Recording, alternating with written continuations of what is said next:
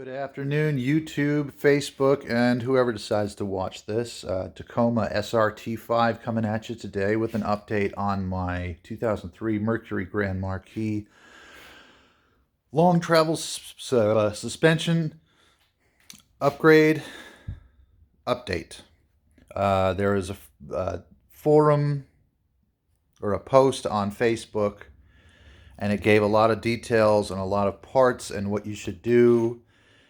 But it's a little more involved than that. So the post I read said if you've got a Grand Marquis 2003 or newer, or a Crown Vic 2003 or newer, they have the same suspension in them, other than spring rates and stuff, but the design is the same. You can buy struts out of the rear of a 2002 Ford Explorer. They are 3 inches longer. Actually, I'm looking at my notes here.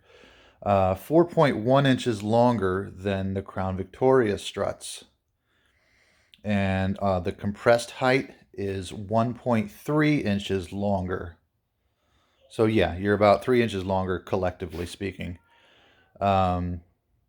It gives you a total of 2.9 inches more travel in the shock absorber than the Crown Victoria. The lower spring plate on the Explorer shock absorber is 6 inches from the floor if you had it standing on a floor or a workbench. On the Explorer one, I'm going to read the notes. Well, okay, here we go. My initial thing I did was I bought the Lifta brand spacers. Here it is, right over here, and it bolts on to the strut tower and makes your whole strut longer, but you don't have that suspension travel. A 1 7/8 spacer provides 3 inches of lift. 3 inches divided by 3, or I'm sorry, 1 7/8 divided by 3 is 0.625. So if you took the strut right here and you had yourself a spacer, a collar that you could slip down, and it was 0.625 inches thick, that would raise the car 1 inch. Not on the factory strut, but on the Explorer strut. Now here are my notes. The Explorer in row 1, the Crown Vic in row 2, and the Ultimate Difference in row 3.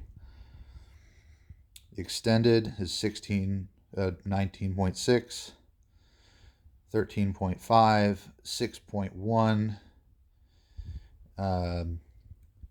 Strut lower spring plate, and what I'm talking about there is this is the spring plate, the plate of metal that is welded to the strut that the spring sits on. And this one is 5 inches. The top of this plate is 5 inches from the bottom. And on the Explorer strut, the top of this metal plate without this disc is 6 1/8 of an inch.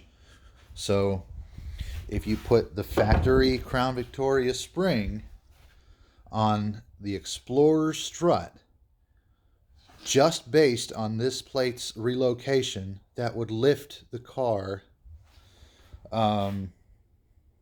because the plate has moved. But my goal is I am going to have a spacer between this ring that the spring sits on and the plate. So I'm going to have a spacer in here. So the preload of the coil spring is exactly the same as it was in the factory strut.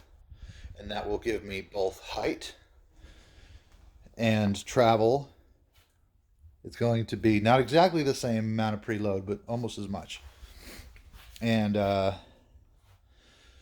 have more height and more travel. Out of the factory spring, these were brand new, but I had found the post a little too late, so I'm going to have to sell those. Those are factory replacements. They got about 100 miles on them. If both shocks were exactly the same besides the lower spring plate, the Explorer shock would provide 1.25 inches of lift based on the plate height. However, due to the geometry and the lower mounting point of the strut on the lower control arm, the actual height may vary. Now that does vary. We go back to 0.625 equals 1 inch of lift. That's on the strut itself. That's why you get people on these forums all asking questions and poking fun at each other. Yeah, how thick is the lift brand spacer? It's a 3-inch spacer for a 3-inch lift. No, it's not.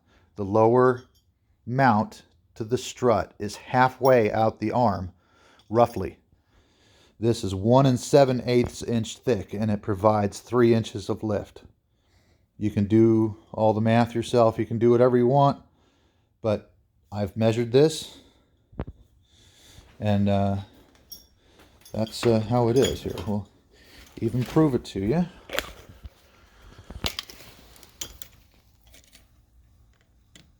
One and 7/8. You can't really see it because it's dark, but it's there. So then we get into the problem of the control arms. This is one that I've screwed up. This is the left control arm. So what happens is, because of the shape of it, with the car, the lift pushes the arm down. The arm comes in contact with the coil spring and binds up.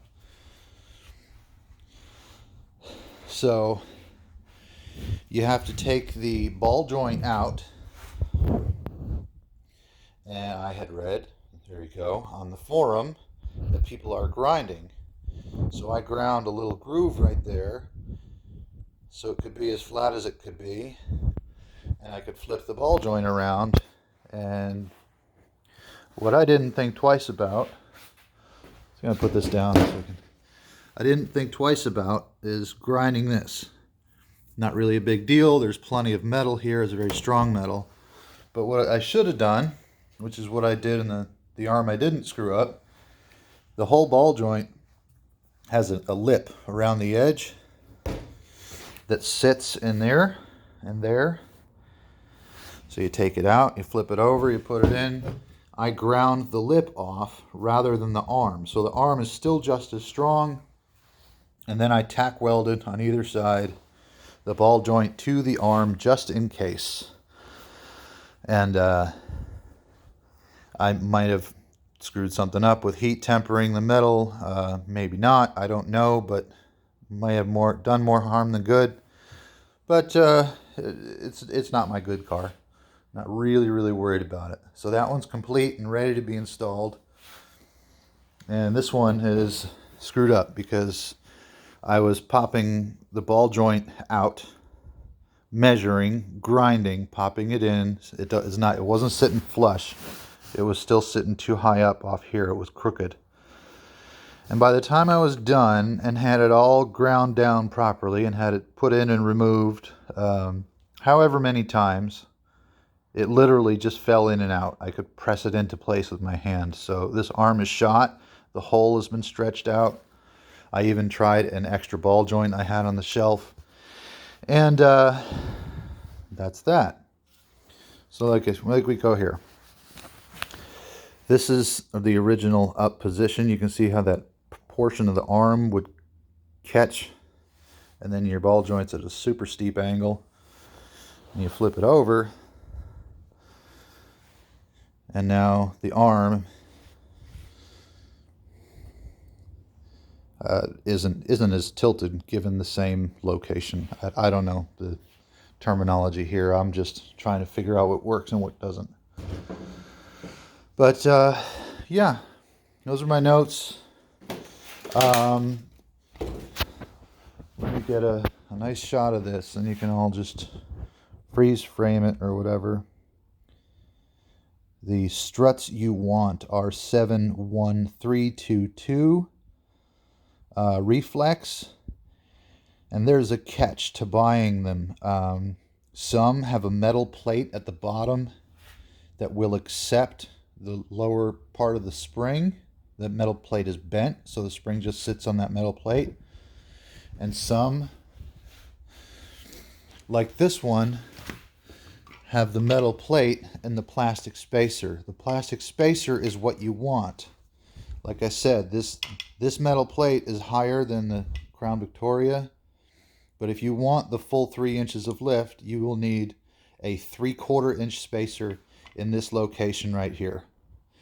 And with that 3/4 inch spacer, you will have 3 inches of lift and more suspension travel because the strut is longer. If you want to capitalize on all of the available strut length and are in it for the height and not the suspension travel, you can fit up to a 2-inch under this plastic spacer above this flat plate. Again, reflex. Where's our part number here? 71322L. And I've bought 3 of these now. 2 of them came with a flat plate, and when I bought the pair of them initially, one had the metal plate at the bottom, and this piece was bent. So you know what? I'll show you. That's the one I need. This is the one I don't need. The one that has the metal plate. This is what I'm talking about. See, that doesn't slide. It's not going to move. Nothing. So you will only get about a 2-inch lift out of this, unless you figure out some other sort of way to lift the car. But for me, and what I have figured out, what my plans are, is to put the spacer between the plastic and the metal right there. All right, so that's the update. I hope that helps somebody, explains something, or makes sense. If it helps one person, it's worth it in the end to me. Got the arms. I was going to cheap out and just buy the bushings and the ball joints. The bushings are like 10 and the ball joints are like 15. But yeah, the whole arm as an assembly is like $25, depending on which one you want, if you want the cheap ones or the good ones. I went with the cheap ones because I'm really not concerned if this thing, if I'm off-roading or something and the wheel falls off, it's not a big deal, you know. Yeah, so I'm not doing 100-mile-an-hour plus driving everywhere. If this was my daily, I would definitely go with Moog. They're a very good company. They have a good reputation. That's it for today. Thanks for watching. I'll go back to my notes. And there we go.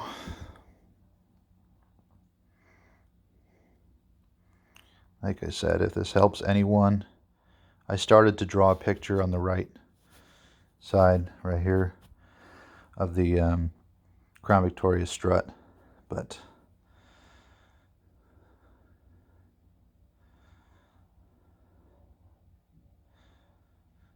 if that helps anybody, then great. If not, that's fine too. I just thought I would share what I have found. I am going with 3 inches of lift and more travel as well. Thanks, everybody. Have a good night. Enjoy your Panthers.